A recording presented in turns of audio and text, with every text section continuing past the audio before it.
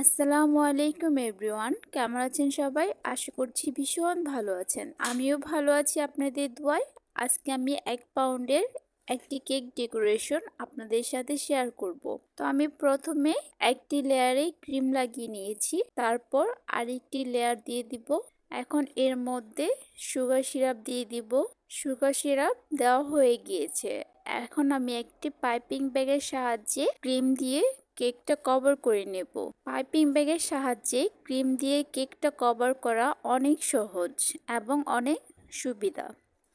এখন কভার করা হয়ে গিয়েছে। একটি প্লেট নাইফের সাহায্যে আমি ভালোভাবে ফিনিশিং দিয়ে নিব। তারপর একটি স্ক্রাপারের সাহায্যে কেকের চারদিকে ভালোভাবে ফিনিশিং দিব। এখন প্লেট নাইফের সাহায্যে আমি একটু ডিজাইন করে নেব। ডিজাইনটা খুবই সোজা, আপনারা শুধু টার্ন টেবিলটা ঘোরাবেন তাই হয়ে যাবে। এখন একটি রুজ নজেলের সাহায্যে আমি আমার মন মতো ফুল তৈরি করে নেব। আমি ডিরেক্টলি কেকের উপরে ফুলটা তৈরি করছি।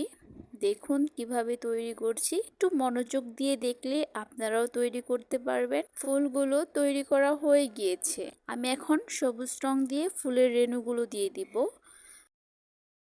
তারপর একটু লতা পাতা দিয়ে দিব। এখন স্টার নজেলের সাহায্যে আমি একটু ডিজাইন করে নেব। দেখুন কেকটা তৈরি হয়ে গিয়েছে। খুব সহজে এত সিম্পল একটা কেক, কিন্তু দেখতে অসাধারণ লাগছে।